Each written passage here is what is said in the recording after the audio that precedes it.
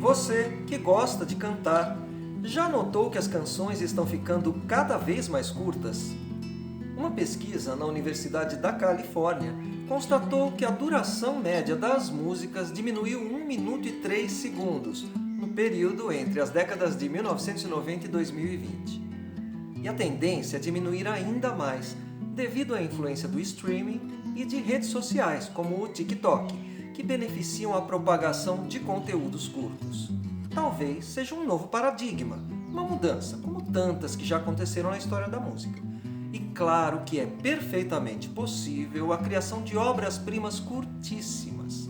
Mas, para nós que gostamos de cantar, não é exatamente uma boa notícia.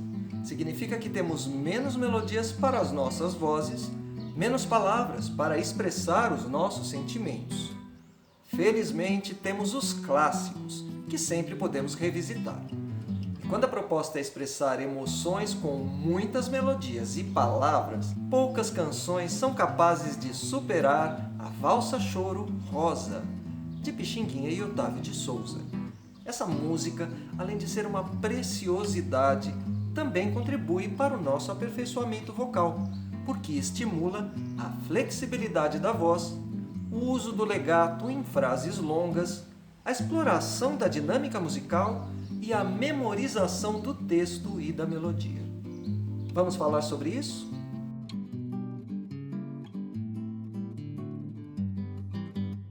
Tu és divina e graciosa, estátua majestosa do amor por Deus esculturada. Meu nome é Marcelo Elmi, sou cantor e professor de canto há mais de 30 anos e doutor em música. Se você se interessa por canto popular e música brasileira, inscreva-se no canal, curta, compartilhe, comente e acione o sininho para receber as notificações dos novos vídeos. Isso ajuda o canal a se propagar, levando ainda mais longe os conhecimentos compartilhados. É só clicar logo abaixo no inscrever-se. Nas primeiras décadas do século XX, a valsa representou a expressão máxima de nosso romantismo. Jairo Severiano nos conta que na década de 30, o ritmo foi o terceiro mais gravado no Brasil, com 1.080 fonogramas, correspondendo a 16,24% do total gravado. Perdia apenas para o samba e a marchinha. O autor destaca que esse gênero, de andamento lento e versos líricos, por vezes exageradamente sentimentais, teve seu auge entre 1935 e 1940, quando surgiram vários clássicos, entre eles Rosa Reina, divina e graciosa. A Valsa Choro Evocação, de Pixinguinha, nasceu em 1917, mas foi renomeada como Rosa logo na primeira gravação do autor, em 1919. A peça tinha 3 partes e andamento mais veloz, bem diferente de como é conhecida hoje. Em 1937, ganhou versos rebuscados e foi registrada pelo cantor das multidões Orlando Silva. A peça teve o andamento desacelerado e a melodia modificada para a adequação do texto. No outro lado do compacto de Orlando Silva, havia mais uma joia de Pixinguinha, Carinhoso, com letra de João de Barro. Curiosamente, as letras das canções também se opõem. O coloquialismo e a leveza de Carinhoso contrastam com os versos parnasianos e a dramaticidade explícita de Rosa. Embora no selo do disco conste apenas o nome de Pixinguinha como compositor, o autor, posteriormente, confirmou que a letra havia sido feita por Otávio de Souza, um mecânico de automóveis, sobre quem não há informações de que tenha composto qualquer outra canção. Desde então, a peça foi reinterpretada por vários cantores, como Nelson Gonçalves, Caetano Veloso, Marisa Monte, Luiz Melodia e Vânia Bastos, consolidando-se como um de nossos maiores clássicos. O tom escolhido para a análise foi Mi maior, por ser adequado à voz de minha querida amiga e aluna Cristina Brito, que emprestou sua gravação de Rosa, para ilustrarmos os detalhes da canção. A música é uma valsa-choro em compasso ternário simples. Em sua versão instrumental, tinha 3 partes, na forma rondó, A, B, A, C, A, como é típico no choro.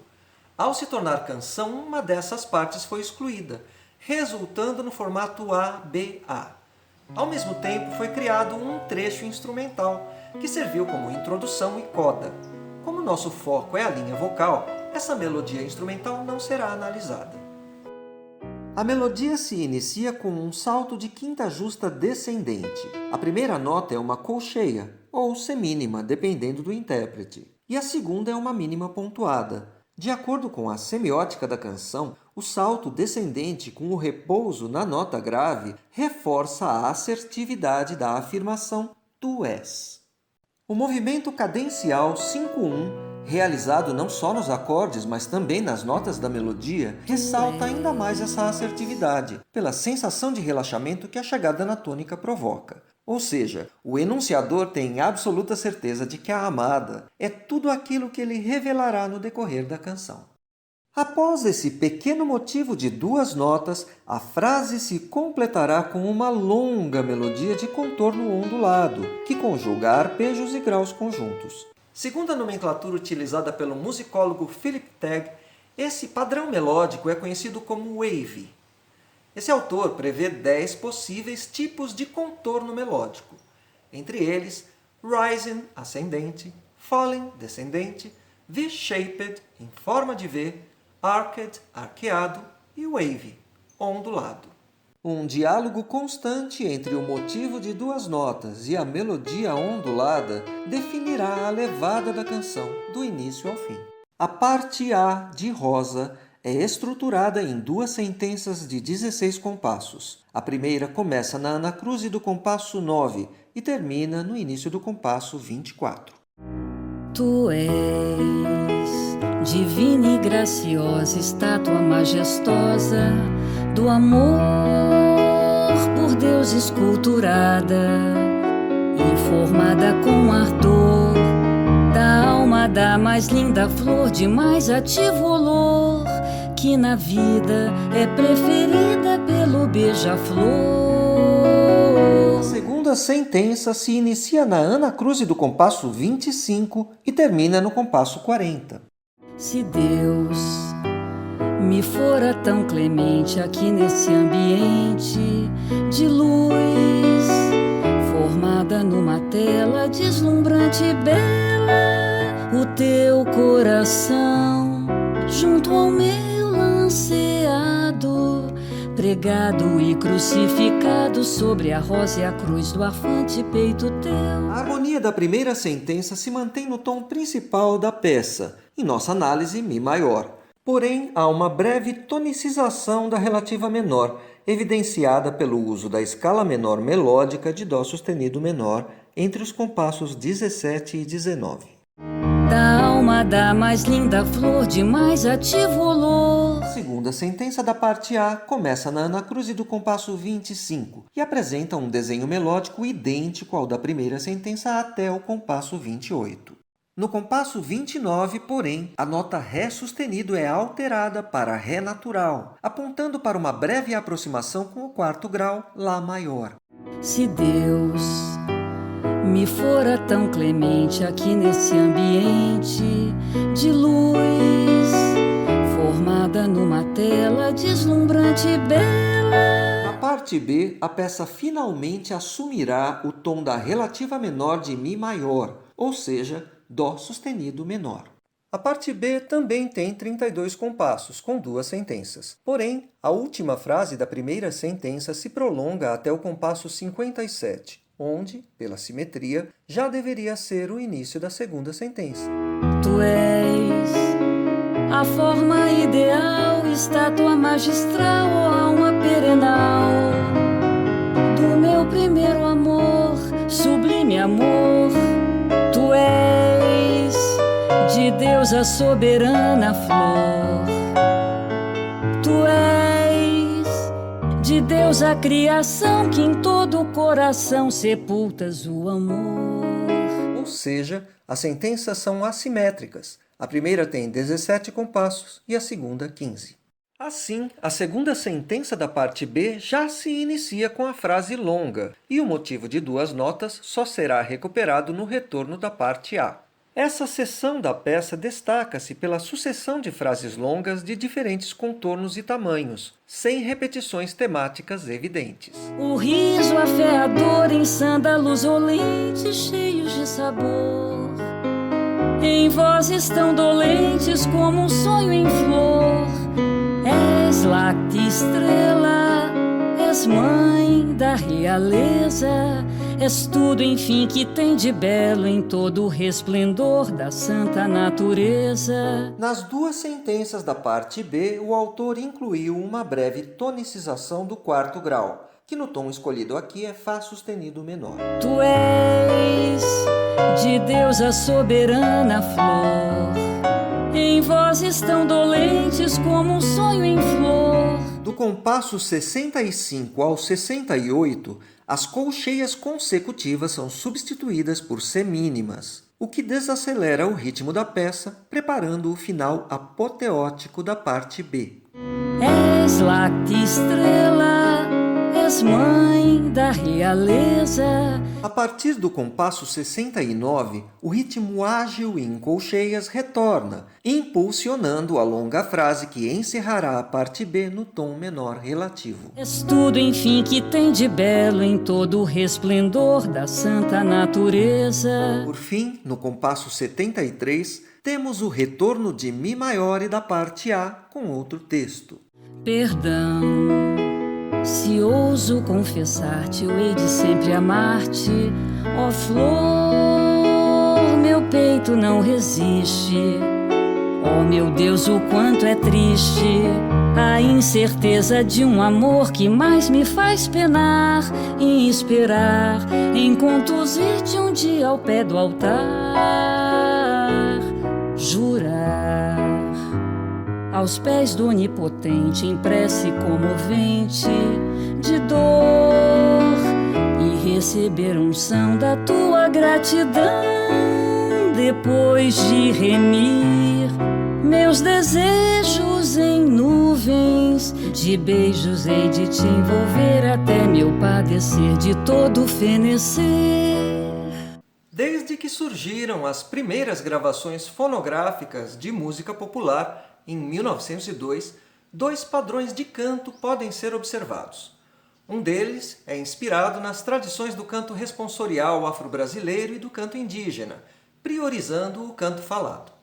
Esse modelo vocal se desenvolveu durante todo o século XX, continua se desenvolvendo e resultou em maneiras tipicamente brasileiras de entoar as canções.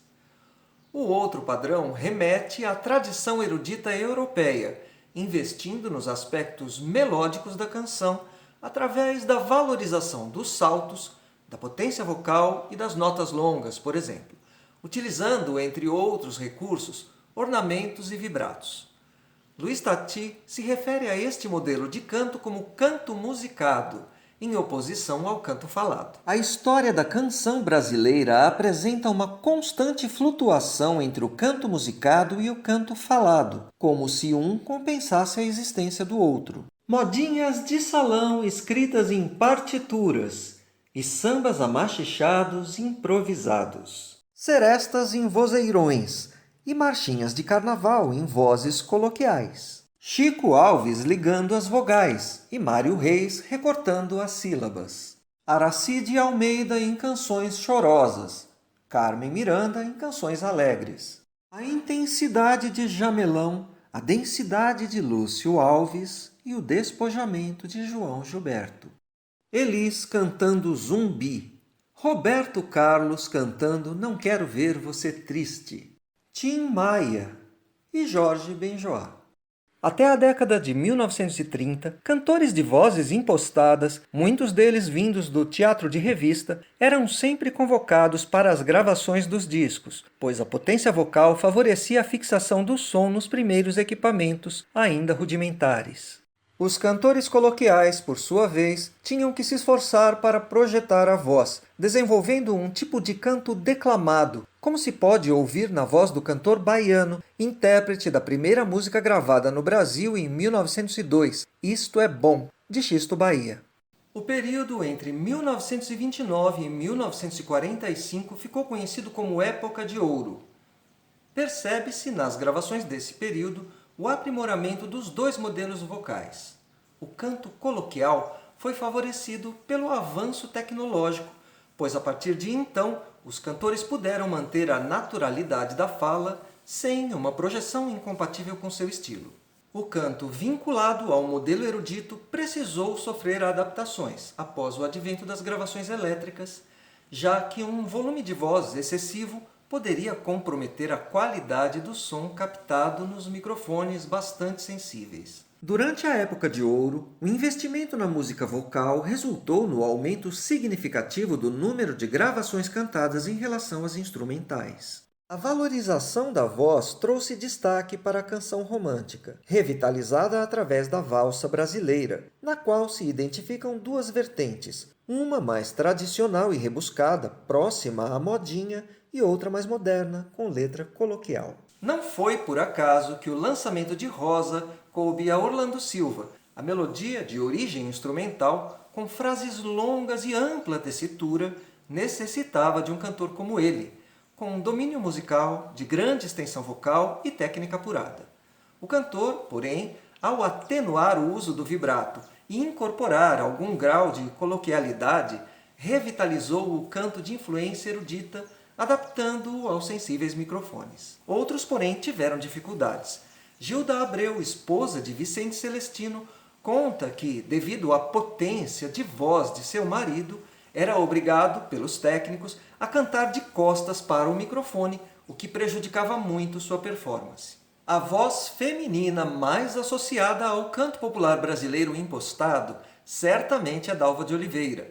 A cantora estreou profissionalmente em 1937, quando o compositor Erivelto Martins, então seu marido, convidou-a para cantar com a dupla Preto e Branco, formada por ele e Nilo Chagas, dando origem ao Trio de Ouro.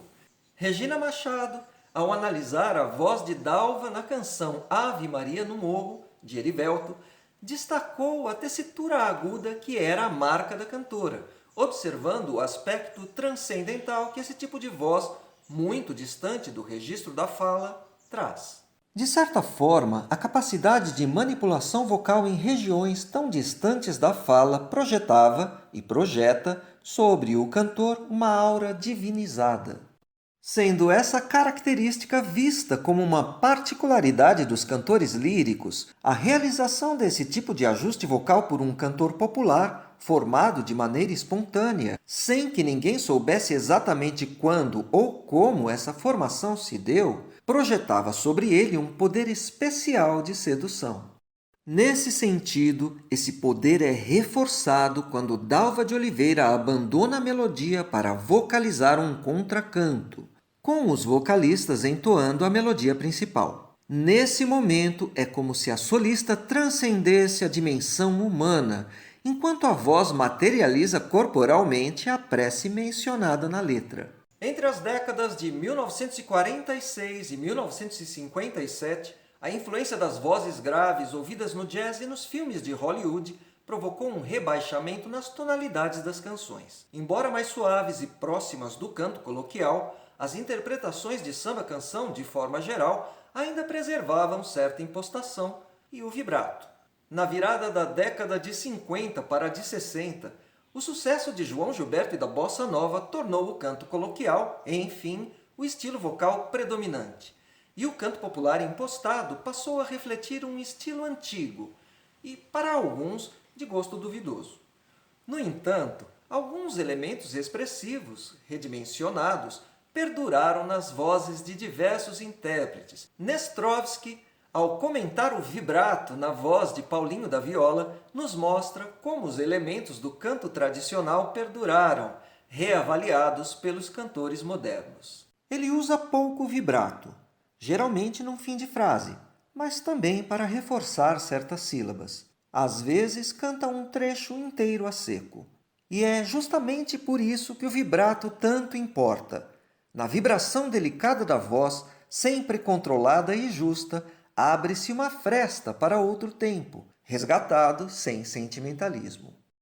Segundo Severiano e Melo, Rosa é uma linda valsa de breque, mas de difícil interpretação vocal, especialmente para o uso de legatos, já que as pausas naturais são preenchidas por segmentos que restringem os espaços para o cantor tomar fôlego.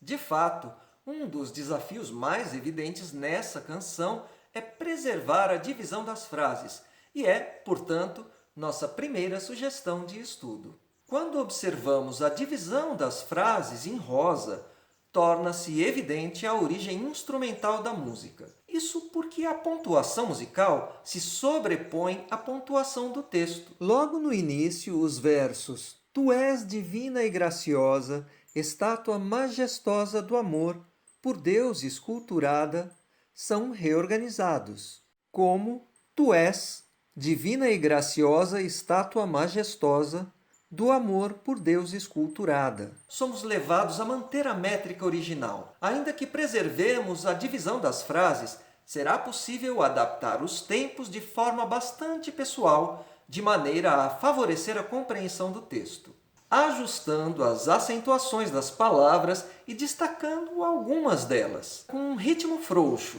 Esse tipo de fraseado foi denominado por Marta Ulloa como métrica derramada. Aliás, a letra é um dos elementos que mais chama a atenção na música, por ser extremamente rebuscada, mesmo para a época.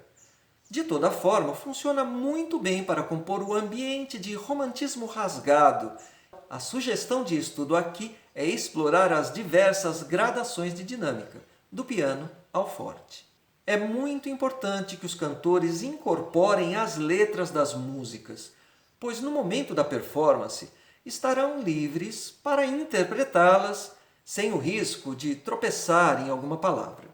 E a letra de Rosa, que traz inclusive palavras que caíram em desuso, pode estimular no estudante a capacidade de memorização. E como não há repetições exatas entre as melodias da parte B, como vimos, a impressão que temos é de improvisação livre, como é típico no choro, exigindo muita atenção do cantor na tarefa de memorizar esta parte. Ao mesmo tempo, o caráter de improvisação desta parte permite que o intérprete altere certos trechos melódicos sem a perda do sentido geral do tema.